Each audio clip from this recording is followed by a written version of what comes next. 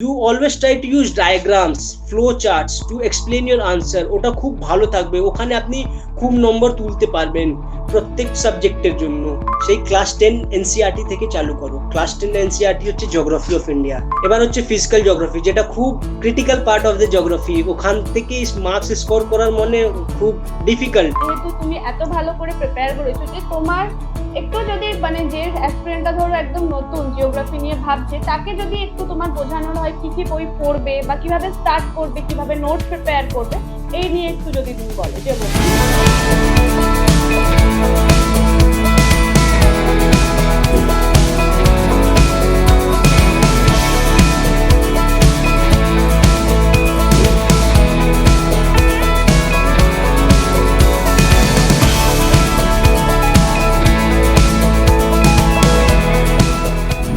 নমস্কার, welcome to WBPSC success strategy. আমি Gargi Das. 2018 WBCS পরীক্ষাতে এক্সিকিউটিভ ক্যাডারে সিলেক্টেড হয়েছি। আর আজকে আমি সত্যি লাকি যে আমার সাথে আবার মিস্টার রজনীশ কুমার যাদব আছে। রজনীশও 2018 WBCS পরীক্ষাতে এক্সিকিউটিভ ক্যাডারে সিলেক্টেড হয়েছে। রজনীশ আজকে আমাদেরকে আবার নিজের এই বিজি শিডিউল থেকে টাইম দিয়েছে to discuss about optional and his personality test. তো welcome Rajneesh. Thank you Gargi. সবাইকে ধন্যবাদ জানাচ্ছি আমাদের ভিউয়ারকে, যে এত ভালো রেসপন্স পেয়েছি। আর আজকে আমি এখানে নিজের পার্সোনালিটি টেস্ট আমি দুবার দিয়েছি, আর নিজের পার্সোনালিটি টেস্ট কি এক্সপিরিয়েন্সকে শেয়ার করব, কি ওখানে কিভাবে আপনাকে বিহেভ করতে হবে, what are do's and don'ts there you have to perform in the interview room. Thank you so much for giving me such an opportunity by Unacademy. এই প্ল্যাটফর্মের মাধ্যমে আমি যতগুলো নিউ এক্সপিরিয়েন্স আছে বা ভেটারেন্স আছেন সবাইকে নিজের এক্সপিরিয়েন্সটা শেয়ার করব। Thank you Gargi. Thank you Rajnish. Rajnish, ফার্স্টে অপশনালের ব্যাপারে একটু কথা বলি। আমি যতদূর জানি, সেটা তুমি লাস্ট ইন্টারভিউতেও বলেছো, তোমার অপশনাল হচ্ছে জিওগ্রাফি। প্রথম হচ্ছে সেই কোয়েশ্চেনটা তোমাকে আমি করব, যেটা আশা করি তুমি ইন্টারভিউতেও ফেস করেছো, যে ওয়াই ইঞ্জিনিয়ারিং ব্যাকগ্রাউন্ড হওয়া সত্ত্বেও কেন জিওগ্রাফি অপশনাল, কেন? সব থেকে আমি আগে বলবো কি, ছোট্টবেলা থেকে আমার কোনো এম ছিল না কি সিভিল সার্ভিসের জন্য যেতে হবে। কেন কি আমি একটা ছোট্ট জায়গা থেকে এসছি সব, তো এখানে অত ভালো এনভায়রনমেন্টের ছিল না কি হ্যাঁ সিভিল সার্ভিসেস কি আছে। যখন আমি এখানে সবাই জানতো ডক্টর কি, ইঞ্জিনিয়ার কি। তো আমাদের সেই সময় 2010 আমি জয়েন্ট এন্ট্রান্স এক্সাম পাস করেছিলাম। তো 2010 সময় ইঞ্জিনিয়ারিং এর খুব হেভি ক্রেজ ছিল কি হ্যাঁ ইঞ্জিনিয়ারিং করতে হবে, ইঞ্জিনিয়ারিং করতে হবে। তো সেই সময় একটা ছোট্ট জায়গা থেকে উঠেছিলাম, তো হ্যাঁ ইঞ্জিনিয়ারিং এর জন্য আমি এন্ট্রান্স দিয়েছি আর ক্র্যাক করেছি। তো এবার যখন থার্ড ইয়ারে ছিলাম, তো সেই সময় আমাকে একটা সিভিল সার্ভিসেস জন্য কিভাবে সিভিল সার্ভিসেস হয়, কিভাবে ওর এক্সাম হয়, তো সেই সব জানা পড়েছি। এভাবে যখন আমি সিভিল সার্ভিসের জন্য এন্ট্রি করেছি, তো সেই সময় দেখছি কি আমাদের যেই ইলেকট্রনিক্স ব্যাকগ্রাউন্ড ছিল এরকম কোনো সাবজেক্টই নেই। তো আমি ভাবলাম কি সাবজেক্ট নেব। এবার আমার সায়েন্স ব্যাকগ্রাউন্ড থেকে ছিল সব, এখানে মোস্টলি আর্টস সাবজেক্ট আছে, কিভাবে কোপ আপ করবো। তো একটা সাজেশন আমার মাথায় এসছে কি হ্যাঁ যেই সাবজেক্টকে নিজের ইন্টারেস্ট থাকবে ওটাকেই আমি নিজের অপশনাল রাখবো। তো আগে আমি কোনো স্টার্টিং এর ফেজে আমি কোনো অপশনাল চুজ করিনি। প্রত্যেক মানে জিএস এর জন্য আমি প্রত্যেক সাবজেক্ট গুলোকে পড়ছিলাম। তো সেখানে দেখেছি কি হ্যাঁ জিওগ্রাফিটা আমাকে খুব ভালো লেগেছে। কেন ভালো লেগেছে, কেন কি ওখানে ফিজিক্যাল জিওগ্রাফিতে কয়েকটা পার্ট ছিল যেটা রিলেটেড টু সায়েন্স। তো ওটা পড়ার খুব মজা হচ্ছে কি হ্যাঁ জিওগ্রাফি সায়েন্সের পার্ট একটা আছে ফিজিক্যাল জিওগ্রাফি। তো তাই জন্য ওখানে খুব ভালো ইন্টারেস্ট লেগেছে। এবার যখন ইন্ডিয়ান জিওগ্রাফি পড়ছি, তো ইন্ডিয়ার উপর সবকিছু জানাচ্ছি কি হ্যাঁ এখানে এই মিনারেলস পাচ্ছি, এখানে এই আছে। তো এটা একটা খুব ভালো ইন্টারেস্টিং ছিল, তাই জন্য আমি জিওগ্রাফি নিয়েছি। তো সবাই অ্যাসপিরেন্টকে বলবো আগে থেকে আপনি ডিসাইড করে নিন কি আমাকে কি নিতে হবে। আগে ওই সাবজেক্টকে, প্রত্যেক সাবজেক্টকে পড়ুন। যেই সাবজেক্টের উপর আপনার ইন্টারেস্ট আছে ওটাকে আপনি নিজের অপশনাল বানিয়ে ফেলুন। কেন কি যখন ইন্টারেস্ট থাকবে অপশনালটা অনেক ডিপলি পড়তে হবে। I think so it's up to masters level. তো সে যেখানে আপনার ইন্টারেস্ট আছে, ভালো ইন্টারেস্ট আছে, আপনার পড়ার খুব মন লাগছে, 2 ঘন্টা 3 ঘন্টা পড়ে যাচ্ছি, কোনো হচ্ছে না কি হ্যাঁ কোনো বোরিয়ত ফিল হচ্ছে না, আমি পড়ে যাচ্ছি। তো সেই সাবজেক্টকে নিজের অপশনাল চুজ করে নিন। সেই সাবজেক্টকে অপশনাল চুজ করলে আপনার ইয়ে খুব ভালো একটা জিনিস থাকবে কি আপনি কোনোদিন বোর হবেন না ওই সাবজেক্ট নিয়ে। আর যখন আপনি বোর হবেন না ওটাকে আপনি খুব deeply you will study very deep in that subject and you can easily clear it. যেটা আমার কেস ছিল, আমি 2016-তে আমার অত ভালো অপশনাল প্রিপারেশন ছিল না, তাই জন্য আউট অফ 400 আমি 200 মার্কসের অ্যাটেম্প করতে পেরেছিলাম সেই সময়। আর 2017-তে আই থিঙ্ক সো 320 330, কিন্তু 2018-তে আমি আউট অফ 400 আই অ্যাটেম্পটেড 395। কেন কি এই 3 বছরের জন্য আমি এর আগে ভিডিওতে বলেছিলাম প্রত্যেক দিন আমি অপশনালকে 2 ঘন্টা 3 ঘন্টা দিতাম। তো এই 3-4 বছরের মধ্যে আমার অপশনালটা এত ভালো তৈরি হয়ে গেছিল কি আউট অফ 400 আই অ্যাটেম্পটেড 395। আর যে লাস্ট কোয়েশ্চেনটা আমি লিখছিলাম ওটাও হাফ কমপ্লিট করেছি। মানে ওই যে 400 মার্কসের কোয়েশ্চেন ছিল, আমি all 400 I know all 400 numbers, but due to time shortage সেভাবে ওখানে কমপ্লিট হয়নি। আর একটা যেটা যার জিওগ্রাফি অপশনাল আছে, যা কোনো অপশনাল থাকে, always try to use schematic diagrams. যখন আপনি পেপার লিখছেন, এসে পেপার হচ্ছে বা ইংরেজি বা হিন্দি বা optional paper, try to use schematic diagrams, flow chart, যেটা আমি করেছিলাম। আমি প্রত্যেক জিওগ্রাফির জন্য বলছি, আমি প্রত্যেক কোয়েশ্চেনের উপর একটা ভারতের, যখন ইন্ডিয়ার উপর জিজ্ঞেস করছে ইন্ডিয়া ম্যাপ নিয়ে ওটাকে বুঝালাম, বা ফিজিক্যাল জিওগ্রাফি হচ্ছে তো ও কোন কোন খানে কোন কোন দিকে পাওয়া যাচ্ছে ওই মিনারেলস, বা কোন দিকে, বা আর্থের উপর হচ্ছে তো আর্থকে পুরো ভালোভাবে ওখানে আঁকে বুঝালাম। তো যেটা আমি বলতে চাইছি কি you always try to use diagrams, flow charts to explain your answer. ওটা খুব ভালো থাকবে, ওখানে আপনি খুব নম্বর তুলতে পারবেন প্রত্যেক সাবজেক্টের জন্য। তো সবাই অ্যাসপিরেন্টকে বলছি, যখন নিজে প্র্যাকটিস করছো সেভাবেই প্র্যাকটিস করো কি ওখানে এক্সামে গিয়ে অত প্রবলেম না হয়। সেকেন্ডলি হচ্ছে যখন আমরা স্কেমেটিক ডায়াগ্রাম বা ফ্লো চার্ট ইউজ করছি সেই সময় আমাকে কম লিখতে হবে, আর যখন কম লিখতে হবে আপনি টাইম ম্যানেজমেন্ট করতে পারবেন। তো it will very helpful for the fetching marks as well as completing the paper. Exactly, মানে রজনীশ তুমি যেটা যেটা বললে অল আর ভেরি ইম্পর্টেন্ট কি ফর অপশনাল। কারণ অনেকে জিজ্ঞেস করে যে স্কোরিং কিনা, সাবজেক্টটা স্কোরিং কিনা। আমার মনে হয় স্কোরিং হওয়া, অল সাবজেক্টস আর scoring if you have interest and if you study it perfectly. কারণ তোমার ইন্টারেস্ট না থাকলে তোমার সেই সাবজেক্টটা পড়তে ইচ্ছা করবে না, আর ডেফিনেটলি অটোমেটিক্যালি তুমি সেটা কম নাম্বার পাবে। তো first important thing is your interest. যদি তোমার যেটা তুমি বললে যে যদি ইন্টারেস্ট থাকে তাহলে সেটা তুমি 1-2 ঘন্টা আরামসে পড়ে যেতে পারো ডেইলি বেসিসে। কিন্তু তোমার যদি ইন্টারেস্টই না থাকে তুমি সেটা পড়তে ইচ্ছা করবে না। তো হাউ, মানে তুমি কিভাবে 400 নাম্বার পুরো, মানে একটা অলমোস্ট গ্রাজুয়েশন প্লাস কিছু মাস্টার্স লেভেলের সিলেবাস তুমি কমপ্লিট করবে। আর যেটা তারপরে তুমি বললে যে ডায়াগ্রাম দিয়ে, মানে যে সমস্ত সাবজেক্টস গুলোতে এই ডায়াগ্রামটা ইনক্লুড করা যেতে পারে, যেমন আমার ক্ষেত্রে অ্যানথ্রোপোলজি অলসো সেরকমই একটা সাবজেক্ট যেখানে ডায়াগ্রাম, ফ্লো চার্ট ইনক্লুড করা যেতে পারে। সেগুলোর ক্ষেত্রে আমাদের লেখার ভলিউমটা অনেকটা কম হয়ে যায়, অনেক কিছু আমরা ডায়াগ্রামের থ্রু বুঝিয়ে দিতে পারি। সেটা এক্সামিনারের ক্ষেত্রেও ভালো হয় আর সেটা নিজের ক্ষেত্রেও ভালো হয়, কারণ আমরা 2-3 ঘন্টার মধ্যে বা 6 ঘন্টার মধ্যে পুরো 400 মার্কস আনসার করে আসতে পারি। যেটা তুমি বললে তুমি 395 আনসার করেছিলে, বাট 5 নম্বর বোধহয়, if I am not wrong, যে তুমি টাইমের জন্য বোধহয় কমপ্লিট করে আসতে। সেটাই সেটাই সেটাই। তো নেক্সট কোয়েশ্চেন, এই জিওগ্রাফি নিয়ে কোয়েশ্চেনটা যেহেতু তুমি এত ভালো করে প্রিপেয়ার করেছো, যে তোমার একটু যদি, মানে যে অ্যাসপিরেন্টটা ধরো একদম নতুন জিওগ্রাফি নিয়ে ভাবছে, তাকে যদি একটু তোমার বোঝানোর হয় কি কি বই পড়বে বা কিভাবে স্টার্ট করবে, কিভাবে নোট প্রিপেয়ার করবে, এই নিয়ে একটু যদি তুমি বলো জিওগ্রাফিতে।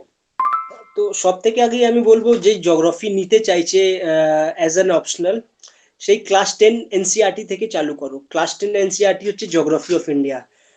আমাদের ইয়ে বিসিএস তে জিওগ্রাফি, ইন্ডিয়ান জিওগ্রাফিটা খুব ভালো গুরুত্বপূর্ণ আছে, কেন কি ওখান থেকে 50 মার্কস ডাইরেক্ট কোয়েশ্চেন চলে আসে। আর যখন আমি এনসিইআরটি থেকে চালু করছি জিওগ্রাফি অফ ইন্ডিয়া, ওখানে খুব ভালোভাবে বোঝানো আছে। তো যখন কারো স্টার্ট করতে চাইছে তো he can start from class 10 geography of India NCERT. ওর পর জিওগ্রাফি অফ ইন্ডিয়ার জন্য খুল্লার আছে। খুল্লার বইটা অনেক ভালো, ওর বাইরে থেকে কোনোদিন কোনো সিভিল সার্ভিসের কোয়েশ্চেন আসে না। In fact I have given civil UPSC civil services mains. Geography of India Khullar থেকে সব থেকে ভালো, ওখান থেকে ওই বই ছাড়া আর কোনো বই ফলো করার কোনো দরকার নেই। এবার হচ্ছে ফিজিক্যাল জিওগ্রাফি, যেটা খুব critical part of the geography, ওখান থেকে মার্কস স্কোর করার মানে খুব ডিফিকাল্ট, কেন কি ওখানে মোটামুটি 8টা বই আছে যেটাকে ফলো করতে হবে। তো সব থেকে স্টার্টিং চালু মানে সব থেকে যে নতুন অ্যাসপিরেন্টরা আছে ওকে বলবো কি ফিজিক্যাল জিওগ্রাফি থেকে স্টার্ট করো, ফ্রম জিওমরফোলজি। জিওমরফোলজি সবিন্দর সিং এর বই আছে, ওখান থেকেও কিছু কিছু পার্ট যেটা এটা এখানে নিজেকে অ্যানালাইজ করতে হবে প্রত্যেক মানে লাস্ট 10 ইয়ার্স পেপার দেখে কি কোন পার্ট থেকে কোয়েশ্চেন জিজ্ঞেস করছে, কেন কি বইটা অনেক মোটা আছে। তো সেটাকে আপনাকে মার্কিং করতে হবে কি কোন পার্ট থেকে মেনলি কোয়েশ্চেন গুলো জিজ্ঞেস করছে, আর সেই পার্টকে ভালোভাবে পড়তে হবে। এবার এরপর হচ্ছে ক্লাইমেটোলজি, ওশনোগ্রাফি, এই দুটো বই খুব ইম্পর্টেন্ট। এটা হলো ফিজিক্যাল জিওগ্রাফি পার্ট। আর এরপর হচ্ছে হিউম্যান জিওগ্রাফি পার্ট। হিউম্যান জিওগ্রাফির জন্য মাজিদ হুসেন থিওরিজ অ্যান্ড মডেলস, এই দুটো বই খুব ইম্পর্টেন্ট আছে। আর একটা হচ্ছে হিউম্যান জিওগ্রাফি। এই 3টে বই কমপ্লিট করলে হিউম্যান জিওগ্রাফি পার্টটা মোটামুটি শেষ হয়ে যাবে। তো সেই সব বইকে আমি ভালোভাবে পড়েছিলাম কি হ্যাঁ। আর এক জিনিস, যখন আমরা নোটস তৈরি করছি পুরো ওয়ার্ড টু ওয়ার্ডস নোট বানানোর কোনো দরকার নেই। Try to use diagrams while making notes, কেন কি যেই ডায়াগ্রামস গুলো আমরা ইউজ করছি ওখানে, সেই ডায়াগ্রামস হচ্ছে নিজের একটা ক্রিয়েশন, নিজের থেকে আমি একটা ক্রিয়েট করছি কি হ্যাঁ এভাবে আমাকে এই স্কেমেটিক ডায়াগ্রাম লিখলে আমার মনে থাকবে। তো সেই ডায়াগ্রামকে আপনি ইজিলি ইউজ করতে পারবেন যখন আপনি এক্সামিনেশন পেপার লিখছেন, কেন কি it is your own creation. ঠিক, তো যেভাবে যখন আপনি নোটসটা তৈরি করছেন always try to use diagrams, আর যখন ইন্ডিয়ান জিওগ্রাফি নোটস তৈরি করছেন always use try to make Indian map. Map দিয়ে পড়তে যাবেন, আপনাকে খুব ভালোভাবে বোঝানো হবে ওখানে। আর যখন আপনি ম্যাপ দিয়ে কোনো একটা আনসার লিখছেন বা আনসার মেনশন করছেন, ওটাও খুব ভালো একটা ভিউ থাকে কি হ্যাঁ এই যে আপনি আনসারটা লিখছেন ওখানে পুরো ম্যাপ দেওয়া আছে, তো you understand the question better, you can answer it in a better manner. তো যখন নোটসটা তৈরি করছেন ইন্ডিয়ান জিওগ্রাফির জন্য অলওয়েজ ইউজ ইন্ডিয়ান ম্যাপ। ওখানে নিজের একটা ইন্ডিয়ান ম্যাপ আঁকার চেষ্টা করুন, ওটা ইজিলি হয়ে যাবে, যেটা আমি অনেকবার করেছিলাম। Practice makes the man perfect. তো প্র্যাকটিস করতেই আপনার ওটা ম্যাপটা খুব ভালো হয়ে যাবে। সেকেন্ডলি হচ্ছে যে ফিজিক্যাল জিওগ্রাফিটা, ওখানেও আপনাকে কিছু কিছু ইম্পর্টেন্ট টপিকটা ধরতে হবে, শুধু পুরো বই পড়লে হবে না, কেন কি পুরো বইটা অনেক মোটা আছে। ইম্পর্টেন্ট টপিকটা ধরলে আর সেই টপিকটা আপনি ধরতে পারবেন লাস্ট 10 ইয়ার্স লাস্ট 15 ইয়ার্স কোয়েশ্চেনটা সলভ করবে। লাস্ট 15 ইয়ার্স কোয়েশ্চেন দেখার পর আপনাকে বুঝে যাবে কি হ্যাঁ এইগুলো টপিকটা খুব ইম্পর্টেন্ট আছে। তো সেভাবেই অপশনালটাকে শেষ করতে হবে। তো আর তুমি কি অপশনালের জন্য পুরোটা নোটস বানিয়েছিলে না, মানে যা লাস্ট 10 ইয়ার্স তা সলভ করেছিল, মানে নোটস নিজে সেলফ নোটস বানানোর ক্ষেত্রে? সেলফ নোটস বানিয়েছিলাম, কিন্তু ওই আমি একটা কোয়েশ্চেন দেখে নিয়েছি কি হ্যাঁ বিভিন্ন জিজ্ঞেস করলো কি what is the Davis model. ঠিক, এবার ডেভিস মডেলের উপর যতগুলো বইতে আমি যতগুলো পেয়েছি সবার নোটস তৈরি করে ফেলেছি কি হ্যাঁ ডেভিস মডেল উপর এত এত রকমের হতে পারে, এই কোয়েশ্চেন জিজ্ঞেস করতে পারে। তো সবগুলো ওখান থেকে পড়েছিলাম। কিন্তু জিওগ্রাফিতে কি হয় কি সিলেবাসটা অনেক বড় আছে, অনেক বড় আছে, তার জন্য ইয়ে বইগুলো অনেক হয়ে যাচ্ছে। বই আমার মনে হচ্ছে কি যদি আমি সিলেবাস দিয়ে যাই দেয়ার আর মোর দ্যান 10 বুকস। ঠিক, তো সেভাবে আমাকে তো 10টা বুক আমি শেষ করতে পারবো না। তাই জন্য বলছি কি যে ইম্পর্টেন্ট টপিক গুলো আছে ওটাকে মার্ক করে নিই। তো ওই ইম্পর্টেন্ট টপিক গুলো মার্ক করার পর ওই টপিককে ভালোভাবে যত ভালোভাবে হতে পারে ওই টপিককে পড়ে নিন, ওকে নোটস বানিয়ে ফেলুন, আর ইউজ ডায়াগ্রামস ইন দ্যাট। সেভাবেই করতে হবে, কেন কি পুরো বই এই পড়ার সম্ভব নেই, 10টা বই 11টা বই পড়ার সম্ভব নেই। Thank you Rajneesh. রাজনীশ, এবার অপশনাল, আশা করি তোমার জিওগ্রাফি অপশনাল ব্যাপারে তোমার যে সাজেশন সেটা আশা করি স্টুডেন্টদের খুব হেল্প করবে। স্পেশালি যাদের জিওগ্রাফি অপশনাল আছে তারা কোন কোন বই পড়বো বা কি পড়বে সেটা তোমার কথা শুনে বুঝতে পারলো, বা কিভাবে নোটস প্রিপেয়ার করবে। Now come to the main important thing, যেটা হচ্ছে পার্সোনালিটি টেস্ট। পার্সোনালিটি টেস্ট প্রথমে আমি জিজ্ঞেস করবো যে অন দ্যাট পার্টিকুলার ডে, মানে 31st December 2019, আফটার 4:30 বোধহয় 4:30 পরে আমাদের রেজাল্ট বেরিয়েছিল, and you saw your name in the merit list in the executive cadre rank 6. So what was your reaction, and what was the reaction from your family members and relatives, friends and all that? মানে ওই data কেমন ছিল তোমার লাইফে? আমার মনে হচ্ছে ওই রেজাল্টটা 5টার সময় বেরিয়েছে। আমি ওই 4:30 অফিসে থেকে 5টার মধ্যে অলমোস্ট। আমি অফিসে কাজ করছিলাম অ্যাজ এ সিটিও। আমার পকেটে ফোনটা ভাইব্রেট করছে, কয়েকটা মেসেজ চলে এসেছে হোয়াটসঅ্যাপে, ভাইব্রেট করছে। আমি ভাবছিলাম এত পরেশান কে করছে, মানে কি, কাকে এত আর্জেন্ট দরকার হয়ে গেছে, এত মেসেজ এসছে। তো আমি কাজ এই তুমি করছিলাম।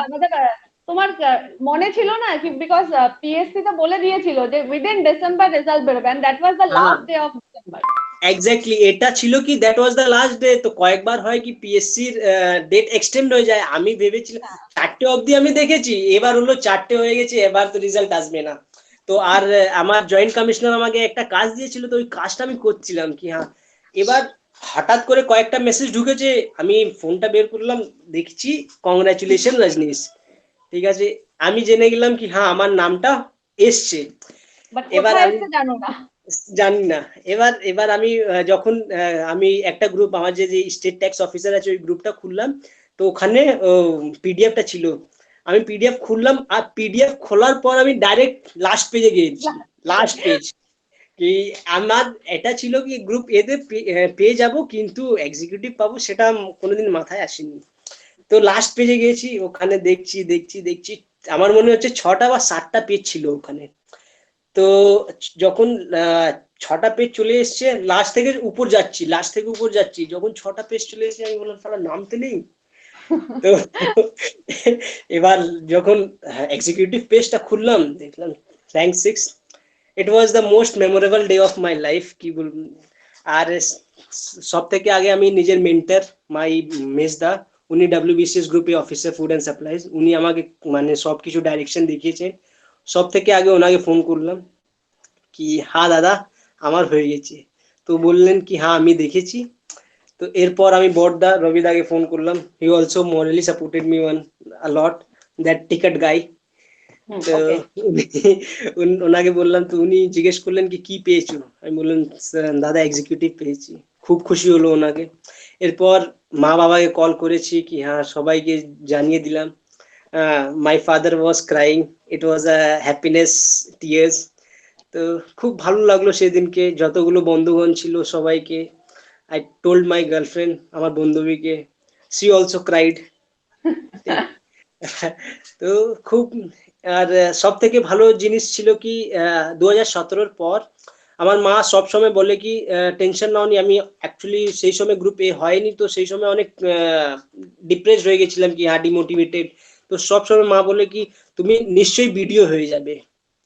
হি don't know about the executive, he সব সময় বলে, সব সময় বলে কি তুমি ভিডিও হয়ে যাবে, টেনশন নাও নি, তুমি ভিডিও হয়ে যাবে। তো যেদিনকে এসছে মাকে বললাম মা আমি ভিডিও হয়ে গেছি। তো মা খুব খুশি হলো। তো it was the most memorable day of my life.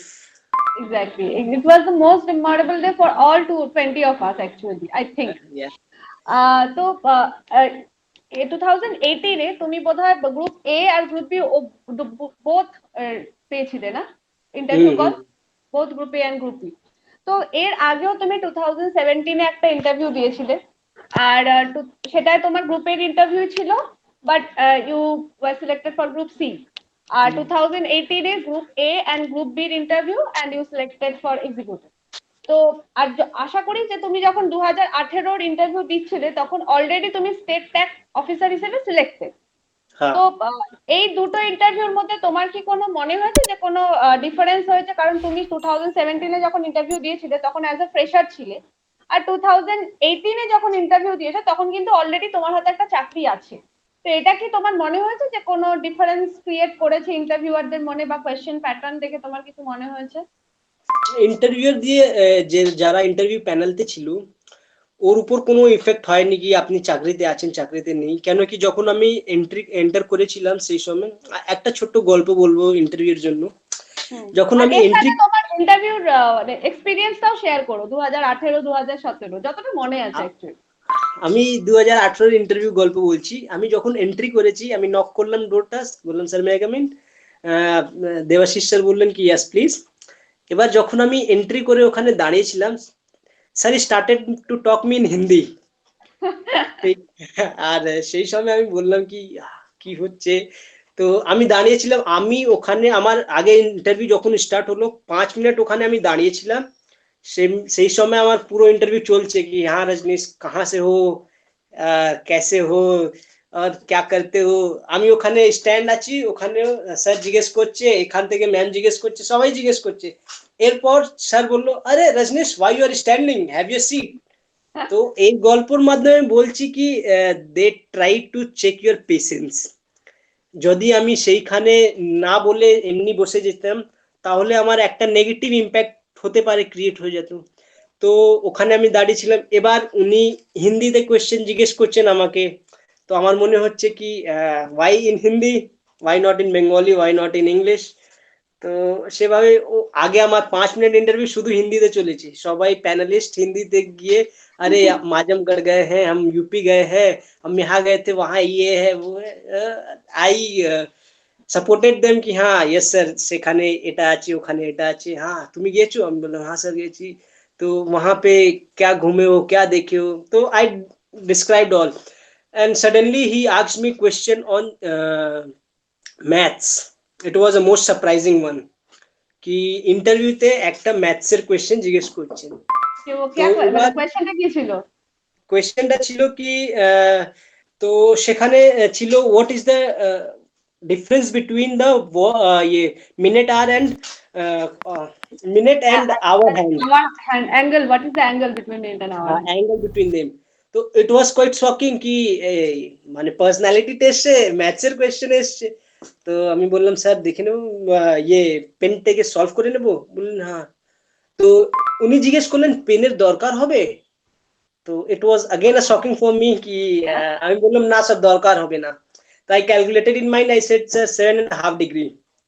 তো ম্যাম যে পাশে বসেছিলেন উনি বললেন you are the first one to give the right answer in one way one go. তো it was quite confident for me কি my first question came in a good manner. এবার জিওগ্রাফির উপর অনেকগুলো কোয়েশ্চেন ছিল, অনেকগুলো জিওগ্রাফির উপর, আর বেশিরভাগ জিওগ্রাফির উপর ছিল আর ইন্টারন্যাশনাল রিলেশনস। ব্রিক্স কি আছে, সেই সময় ব্রিক্স সম্মেলন চলছিল। তো আমি সবাইকে বলবো যখন একটা পিআই মিসিলিনিয়াস, এখন কিছুদিন আগে মিসিলিনিয়াস রেজাল্ট বেরিয়েছে, তো কোনো পিআই এর জন্য কারেন্ট অ্যাফেয়ার্স কে স্ট্রং রাখার খুব দরকার।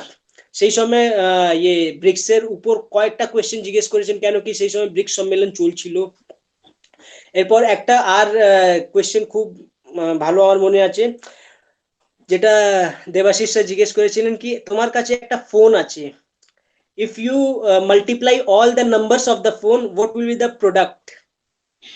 তো it was the out of the box question, যেটা সবাই বলে না কি সিভিল সার্ভিসেস একটা out of the box question থাকে, তো it was a out of the box question। আগে আমি 9 into 8 into 7 into 6 করছিলাম, এবার আমার হঠাৎ করে মনে পড়ছে ওখান থেকে জিরো আছে একটা, anything into zero equal to zero. তো আমি বললাম স্যার জিরো। আগে আমি 9 into 8 into 7 করছিলাম পেন্সিল দিয়ে, তো স্যার বললেন পেন্সিলের দরকার লাগবে। তো হঠাৎ মনে পড়লে কি স্যার ওখানে তো জিরো থাকে, তো আমি বললাম no sir it the product will be zero. তো বললেন ও ভেরি গুড। এরপর আর একটা আমার যতদূর মনে হচ্ছে out of the box question ছিল কি ভেবে নিন আমি একটা ডাইরেকশনে দাঁড়িয়ে আছি, ওখান থেকে 1 কিলোমিটার নর্থ সাউথ এলাম, 1 কিলোমিটার ইস্ট এলাম, আবার 1 কিলোমিটার নর্থ। আমি যেখান থেকে শুরু করেছি আমি ওখানে পৌঁছে গেছি, কিভাবে হচ্ছে। তো আমি বললাম স্যার ওটা পোলসে হতে পারে। কেন, এটা জিওগ্রাফি দিয়ে, পুরো জিওগ্রাফি আমার অপশনাল ছিল, তো এই জিওগ্রাফি দিয়ে কোয়েশ্চেন ছিল। তো উনি বললেন পোলসে কিভাবে, কোন পোলসে হয়। আমি বললাম নর্থ পোল। তো বললেন কেন, বললাম স্যার নর্থ পোলে কোনো ডাইরেকশন হয়নি, নর্থ পোল মানে ইট ইজ এ পোল, তো ওখানে কোনো ডাইরেকশন হবে না, যেখান থেকে আমি শুরু করবো ওখানেই পৌঁছে যাবো। তো he was very happy with that. আর আমি বলবো কি ইন্টারভিউতে কয়েকবার হয় আমরা কোয়েশ্চেন আনসার দিতে পারিনি, যেভাবে কোয়েশ্চেন ওখান থেকে জিজ্ঞেস করেছে আমরা দিতে পারিনি। তো সেই সময় মানে ডোন্ট প্যানিক। কয়েকবার হয় কি আমরা যেভাবে আমি 2017-তে প্যানিক হয়ে গিয়েছিলাম, সেই সময় আমাকে দুটো ব্যাক টু ব্যাক কোয়েশ্চেন আমি জানতাম না, উনি একটা আমার প্যানেলিস্ট নাম মনে নেই, উনি জিজ্ঞেস করেছেন ব্যাক টু ব্যাক 2 কোয়েশ্চেন, আর সেই সময় আমি জানতাম না, আর আই ওয়াজ প্যানিকড কি এবার মানে এবার আমি কি করে পাস করব, আমি তো দুটো কোয়েশ্চেন এমনি লিভ করে দিয়েছি। এবার ওখানে একটা ম্যাম ছিলেন সেই সময়, উনি সেই সময় আমাকে ধৈর্য দিলেন কি না don't panic, it is just an interview. তো আর একটা খুব ইম্পর্টেন্ট জিনিস হচ্ছে ইন্টারভিউতে মনে রাখার কি আপনার হবিটা কি, কেন কি আমার হবি ছিল cooking. It was one of the unique hobby among the boys. তো একটা আমার ভাগ্য ভালো ছিল যে ওই প্যানেলিস্টের মধ্যে একটা ম্যাম ছিলেন, যখন আমি বললাম কি cooking, he started asking question from cooking. তো উনি আমাকে বললেন কি কোন কোন রান্না তৈরি করতে পারো, আমি সব বললাম। তো উনি বললেন কি আচ্ছা বলো কিভাবে ড্রামস্টিক তৈরি হয়। তো they can ask randomly question from hobby. তো হবিটাকে ভালোভাবে প্রিপেয়ার করার খুব উচিত। তো আমি বলে দিলাম কি হ্যাঁ, পুরো প্রসেসটা বলে দিলাম কি হ্যাঁ কিভাবে ড্রামস্টিক কে তৈরি করা হয়। তো এবার দেবাশিস স্যার জিজ্ঞেস করলেন, মানে তোমার সত্যি কুকিং এ হবি আছে না, তুমি প্রিপেয়ার করে হ্যাঁ হ্যাঁ গেছিলে? হ্যাঁ, সত্যি সত্যি সত্যি আমি কয়েকবার তৈরি করেছি। তো সেখানে পাট পাট পাট করে আমি বলে দিলাম। এবার দেবাশিস স্যার বললেন কি আচ্ছা ইওর কখন girlfriend must be lucky, very lucky. মাইয়া। তো এবার দেবাশিস স্যার জিজ্ঞেস করলেন তাহলে কখন রান্না করছেন আর আমাকে খাওয়াচ্ছেন। তো এবার আমি বললাম স্যার যখন আপনি বললেন তখনই করে দেবো। তো it was a quite interview was quite helpful.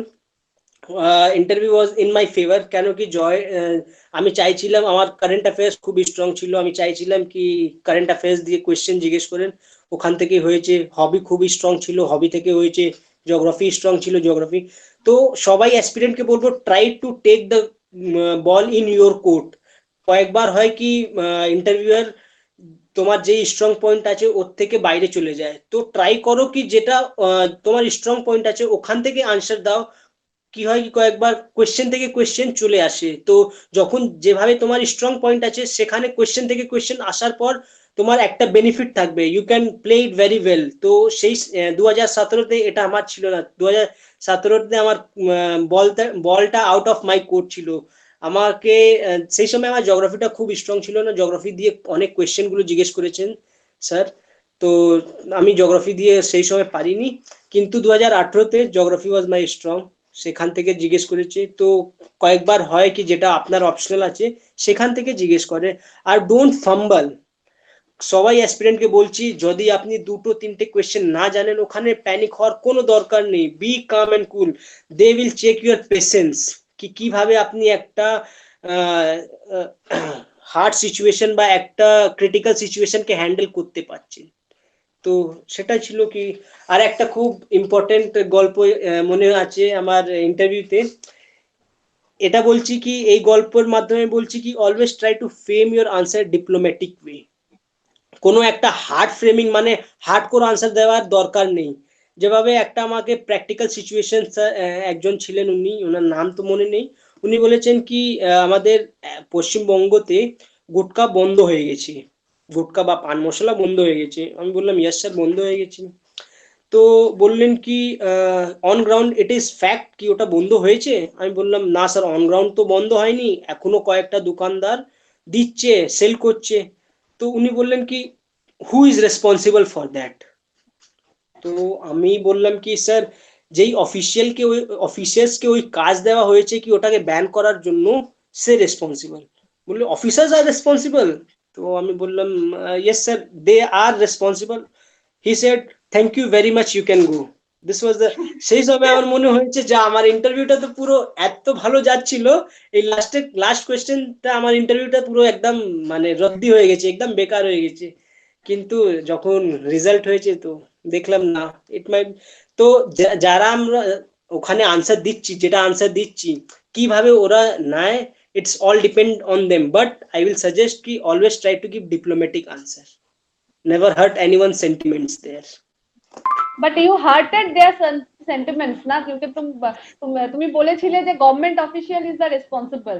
And it might hurt their sentiment, but it might be right in a better manner कि हाँ যেই যাকে ওই রেসপন্সিবিলিটিটা দেওয়া হয়েছে ওই নিজের রেসপন্সিবিলিটিটা ভালোভাবে ওইটাকে ইমপ্লিমেন্ট করছে না, তাই জন্য ওটা হচ্ছে। তো they might take in any way, it's all দেয়ার।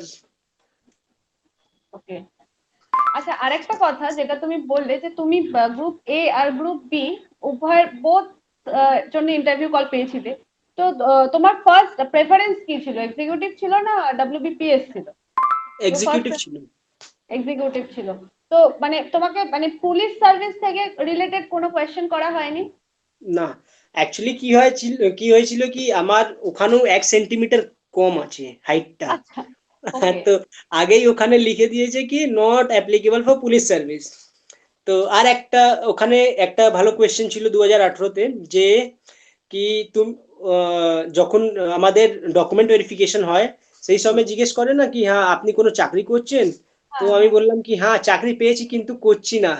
তো বললেন কি চাকরি পেয়েছেন, আমি বললাম স্টেট ট্যাক্স অফিসার। তো ও লিখে দিয়েছিল কি selected as state tax officer not working.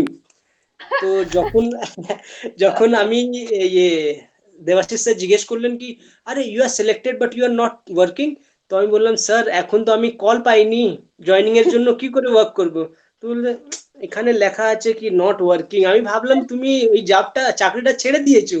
তো বললাম no sir I am still waiting for the joining. তো ওকে, এটা ছিল। ওকে, मतलब মানে ওখানে ডকুমেন্ট ভেরিফিকেশনের সময় তোমার পুলিশ ভেরিফিকেশন হ্যাঁ হ্যাঁ পুলিশের ওটা লিখে দিয়েছে যে 1 less হ্যাঁ than 1 সেন্টিমিটার কম আছে। হ্যাঁ হ্যাঁ ওকে। আচ্ছা, এবারে তো তোমার নিজের এক্সপিরিয়েন্স শুনলাম। তোমার যারা প্রিপেয়ার হচ্ছে বা ইন ফিউচার যারা পিটির জন্য প্রিপেয়ার হবে, তাদের তোমার কি সাজেশন থাকবে? আরেকটা আমার তরফ থেকে অ্যাড হবো, যেহেতু তুমি পুলিশ সার্ভিসেরও কল পেয়েছিলে মানে গ্রুপ বি এরও, তো আলাদা করে যদি কেউ তোমার নয় 1 সেন্টিমিটার কম ছিল বলে মানে তোমাকে কোনো প্রশ্ন করা হয়নি, যারা পুলিশ সার্ভিসের জন্য ইন্টারভিউ কল পাবে তারা নিজেদেরকে কিভাবে প্রিপেয়ার করবে, এটাও যদি অ্যাডিশনালি তুমি একটু বলো। যারা ইন্টারভিউর জন্য মানে অ্যাকচুয়ালি যারা নিউ অ্যাসপিরেন্ট আছে, যারা ইন ফিউচার ইন্টারভিউর জন্য যাবে, সব থেকে আগে আমি বলবো কি নিজের সেলফ কনফিডেন্সটাকে খুব ভালো রাখো। ওখানে মেনলি সেলফ কনফিডেন্স চেক করে। আর যেই আনসার গুলো আমরা দিচ্ছি ওখানে, ওই আনসারের উপর আপনার কতগুলো কনফিডেন্স আছে। কয়েকবার কি হয় কি আপনি সঠিক আনসার দিচ্ছেন কিন্তু আপনাকে কনফিউজ করার জন্য interview panelist may ask you that না it is correct, it was happen with me. আমাকে স্যার দেবাশিস স্যার জিজ্ঞেস করেছিলেন কি have you heard about man eater tiger. আমি বললাম ইয়েস স্যার। তো বললেন কি tell me one man eater tiger name. আমি বললাম স্যার আভনি। বললেন Avni, Avni is a mall beside Nabanna. তো আমি বললাম sir its name was Avni found in Maharashtra. তো সেভাবে কয়েকবার আপনাকে কনফিউজ করার জন্য panelist may ask to check your self confidence কি আপনি যে আনসার গুলো দিচ্ছেন ওর উপর কনফিডেন্স আছেন কিনা। তো তাই জন্য সবাই অ্যাসপিরেন্ট যখন আপনি ইন্টারভিউ রুমে যাবেন, শো ইউর বেস্ট গেস্টার। ওখানে একটা ভালো গেস্টার, একটা স্মুথ গেস্টার ওখানে শো করবেন। আর যতগুলো আনসার দেবেন সব জায়গায় নিজের একটা কনফিডেন্স রাখবেন, not over confidence but confidence কি হ্যাঁ আমি যেই আনসার গুলো দিচ্ছি ওটা আমার মনে আছে। আর যেইগুলো মনে নেই সিম্পলি পাস করে দিন, ওর উপর কোনো তর্ক বিতর্ক করার কোনো লাভ নেই, ওটা একটা নেগেটিভ ইম্প্যাক্ট ক্রিয়েট করবে আপনার উপর। তো তর্ক বিতর্ক না করার সহ্য আপনি ডাইরেক্ট ওটাকে পাস করে দিন কি সরি স্যার এটা আমি জানতাম না বা এটা আমি জানি না, আমি দেখে নেব। ঠিক, pass in a very better manner so that it does not hurt anyone's ego. তো এটা হলো। আর সেকেন্ডলি হচ্ছে যে ইন্টারভিউ প্যানেলে কয়েকবার প্যানেলটা আপনার সাপোর্টিভ থাকে, কয়েকবার প্যানেলটা আগেনস্ট ইউ, কয়েকবার প্যানেলটা ভেরি অ্যাগ্রেসিভ হয়ে যায়, কয়েকবার প্যানেলটা খুব কাম এন্ড ক্লোজার থাকে কি হ্যাঁ ঠিক আছে। যখন প্যানেলটা অ্যাগ্রেসিভ হয়ে যায় always try to give a fine smile with your answer. যত ভালো স্মাইল দিতে পারবেন অত ভালো প্যানেল আপনার সঙ্গে চলে আসবে। এটা আমি ফিল করেছিলাম 2017-তে। আগে আমার প্যানেলটা খুব অ্যাগ্রেসিভ ছিল কিন্তু আমি যখন আনসার দিচ্ছি একটা স্মাইল ধরে তো দেখলাম at the end of the day the panel was with me. হ্যাঁ সবাই বলছে ঠিক আছে এই কোয়েশ্চেনটা ঠিক আছে। তো যখন এভাবে হয় কি কয়েকবার প্যানেলিস্ট অ্যাগ্রেসিভ হয়ে যায়, প্লিজ কাম ইউর সেলফ। যখন যত কামনেস আপনার কাছে থাকবে প্যানেল অত ভালোভাবে আপনাকে পুরো অ্যানালাইজ করবে কি হ্যাঁ এই ছেলেটা কি। সেখানে আপনার নলেজ টেস্ট হচ্ছে না, সেখানে আপনার পার্সোনালিটি টেস্ট হচ্ছে, ওর নামই হচ্ছে পার্সোনালিটি টেস্ট নট। তো আপনার নলেজ গুলো সব চেক করা হয়েছে মেন্সের। এখন যদি আপনি দুটো চারটে কোয়েশ্চেন না জানেন ওখানে ডাইরেক্ট কোয়েশ্চেন, কোনো অসুবিধা নেই। সেখানে শুধু আপনার মনের ধৈর্য দেখবে কি হ্যাঁ আপনি কত ধৈর্য আছেন, আপনার পেশেন্স লেভেলটা কি আছে। আর যারা এক্সপিরিয়েন্স আছে ওখানে বলবো কি সব সময় একটা কথা মনে রাখবেন কি কোনোদিন প্যানেলিস্টের আগেনস্ট যাওয়ার উচিত নেই। যদি প্যানেলিস্ট বলছে কি হ্যাঁ এটা হবে, go with the panelist, never go against the panelist. প্যানেলিস্টের আগেনস্ট যাওয়ার মানে it will again give a negative impact of your in mind, because panelist আগেনস্টে যাওয়ার মানে হচ্ছে কি আপনার কাছে ফ্লেক্সিবিলিটি নেই। ফ্লেক্সিবিলিটি হওয়া খুব দরকার ইন সিভিল সার্ভিসেস। তো এটা এই সব জিনিসকে মনে রাখার খুব উচিত যখন আমরা পার্সোনালিটি টেস্ট দিচ্ছি। Thank you Rajesh. আচ্ছা রাজেশ, এবার স্পেসিফিক একটা কোয়েশ্চেন করব, যে কোয়েশ্চেনটা অ্যাজ ইউ মানে তুমি বাংলা মানে মাদার মানে মেইনলি বাংলাতে অত কমফোর্টেবল নাও, আর তুমি যেটা বললে যে তুমি ঢুকতে তোমাকে প্রথম কোয়েশ্চেনটা হিন্দিতেই করা হয়েছিল ফর 5 মিনিট। তো অনেক মানে যারা হিন্দি স্পিকিং যারা অ্যাসপিরেন্টস আছে তাদের একটা কোয়েশ্চেন থাকে, ইভেন কালকেই আমি একটা কোয়েশ্চেন পেলাম যে অনেকে জিজ্ঞেস করছে যে বাংলা জানা লেখা পড়াটা কতটা ইম্পর্টেন্ট। তো ইউ ফেস ইট, তো তুমি এখানে যদি একটু উত্তরটা দাও যে বাংলা জানা মানে স্পিকিং, রিডিং আর আন্ডারস্ট্যান্ডিং বেঙ্গলি বা রাইটিং কতটা ইম্পর্টেন্ট, স্পেশালি যারা নন বেঙ্গলি যারা আছে অ্যাসপিরেন্টস তাদের জন্য, বা এটা এক্স্যাক্টলি কোথায় গিয়ে আমাদের কাজে লাগে? এটা খুব ইম্পর্টেন্ট। এটা এখন আমি জব করছি, সেখানেও কয়েকবার যখন আমরা যাচ্ছি বাইরে রেডের জন্য, এখানে এসিটিও বা এসটিও তে মেইন কাজ হচ্ছে রেড। তো আমরা পশ্চিমবঙ্গতে কাজ করতে তো সব জায়গায় বাংলা দরকার, খুব গুরুত্বপূর্ণ। তো বাংলা শিখতে হবে, আর এটা তো prerequisite in PSC that you have to know how to write, read and speak Bengali. তো সেখানে আপনার ইন্টারভিউটা হিন্দিতে হতে পারে, আপনার ইন্টারভিউটা বেঙ্গলিতে হতে পারে।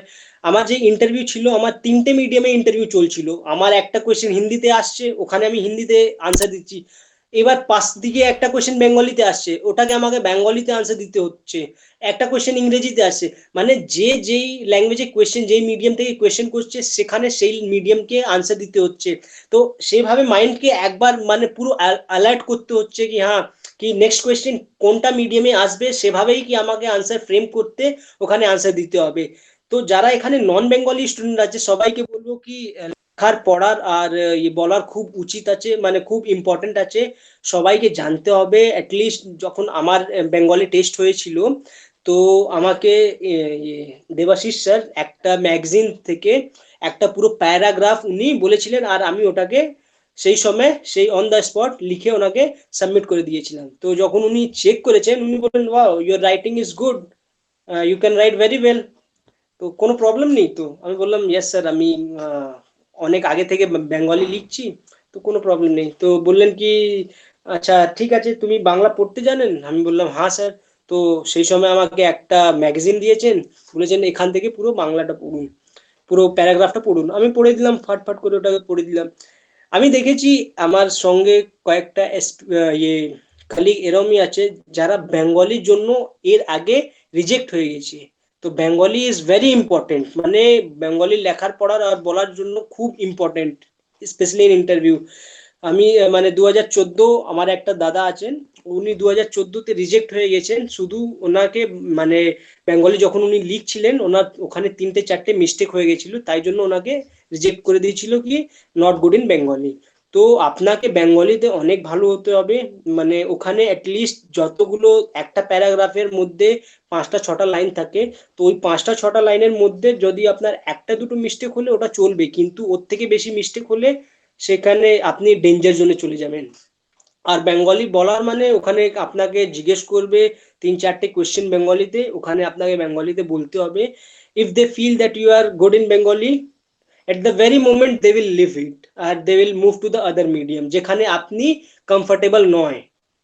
ঠিক আমি দেখেছি কি যারা ইংরেজিতে কমফোর্টেবল নয় তাকে ইংরেজিতে কোয়েশ্চেন জিজ্ঞেস করে, যারা বেঙ্গলিতে কমফোর্টেবল নয় তাকে বেঙ্গলিতে কোয়েশ্চেন। ওরা মানে ওখানে panelist mainly want you to be. মানে এটা কিন্তু সবসময় না, মানে আমার পুরো ইন্টারভিউ বাংলায় হয়েছিল, আমার পুরো ইন্টারভিউ আমাকে অপশনাল থেকে নট আ সিঙ্গেল কোয়েশ্চেন করেছে, পুরো আমার current land and land revenue থেকে সমস্ত ইন্টারভিউটা হয়েছে।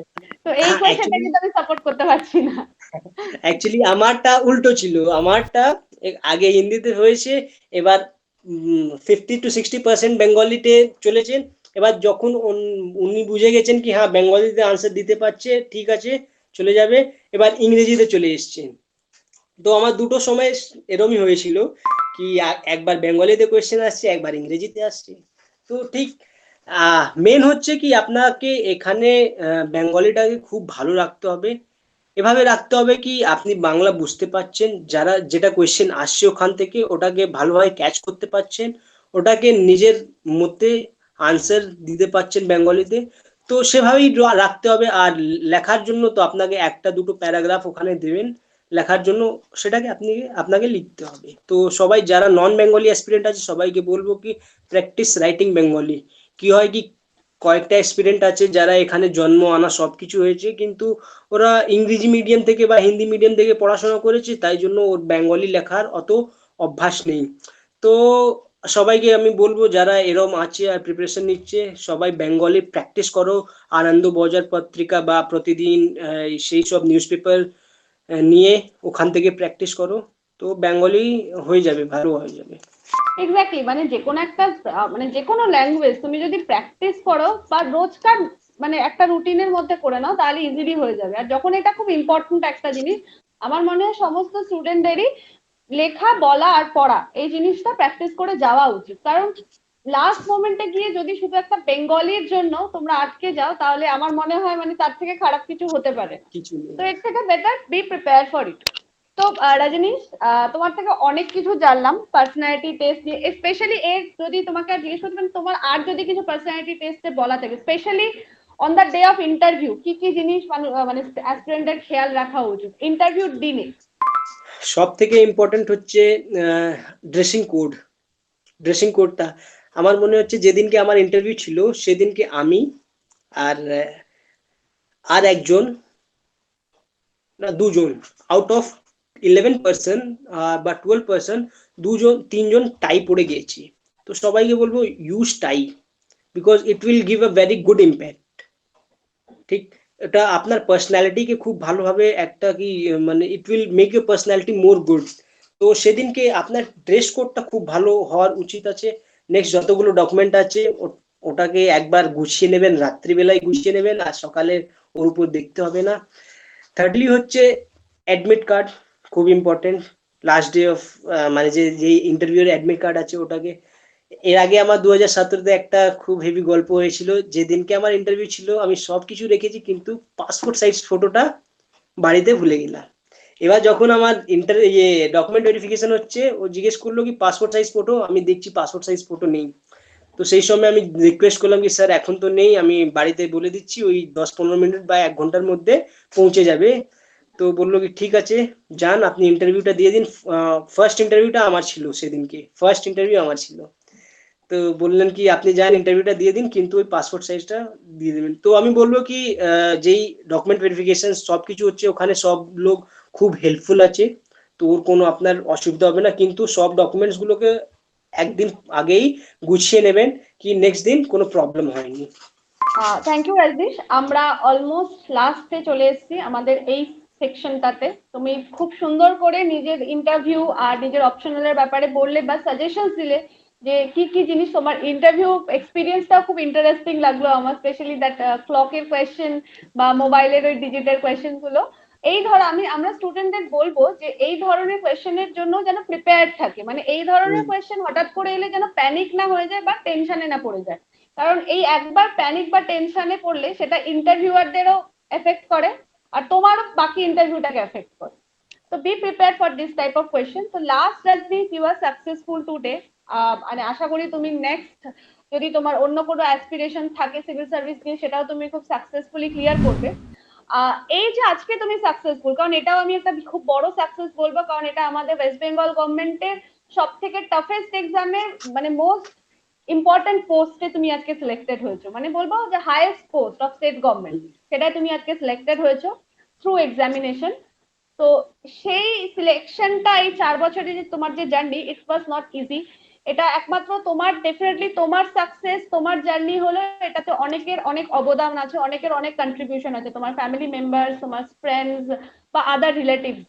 তো আজকে এই সাকসেসফুল হওয়ার পরে যদি আমি বলি যে তুমি তোমার এই সাকসেসের ক্রেডিট তুমি কাউকে দিতে চাও, যদি স্পেশাল কেউ থাকে যার তুমি নাম নিতে চাও বা যাকে তুমি ক্রেডিট দিতে চাও, তো you have the opportunity to hand him the credit.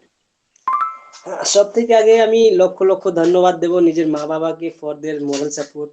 আমার বড়দা রবিদা উনি খুব সাপোর্ট করলেন। আমার মেন্টর রাকেশ দা উনি তো সবকিছু কিভাবে করতে হবে কিভাবে এগোতে হবে সব ওনার মানে he was the path maker for me.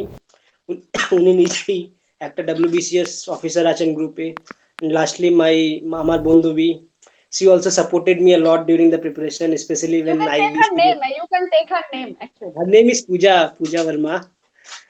Okay. So she also supported me a lot during this preparation, Okay. no doubt. Thank you Puja, মানে তোমার সাপোর্টের জন্য আজকে রাজদীশকে আমরা আমাদের কলিগ হিসেবে পেতে চলেছি, তো থ্যাঙ্কস টু ইউ অলসো। আমরা কয়েকবার দেখেছি কি লোক বললে কি হ্যাঁ গার্লফ্রেন্ডস আর ডিস্ট্রাকশন আর বা এমনি কিছু। আমি বলবো এমনি কিছু নয়, যদি আপনার মেট যেটা আছেন উনি আপনাকে বোঝেন উনি আপনাকে সাপোর্ট করছেন, you can go for that. It's not necessary কি যখন আমি প্রিপারেশন নিচ্ছি আমি যার সঙ্গে আছি ওটাকে ছেড়ে দেবো বা ব্রেকআপ করে নেবো, কোনো এরকম কোনো দরকারই নেই।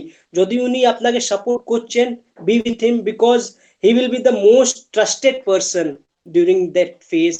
আর একবার ওটা জীবন সঙ্গিনী হলে তো no problem, means it's very important to have such persons in life who support you in the most difficult phase, that is your Exactly. preparation phase. Okay, thank you রাজদীশ।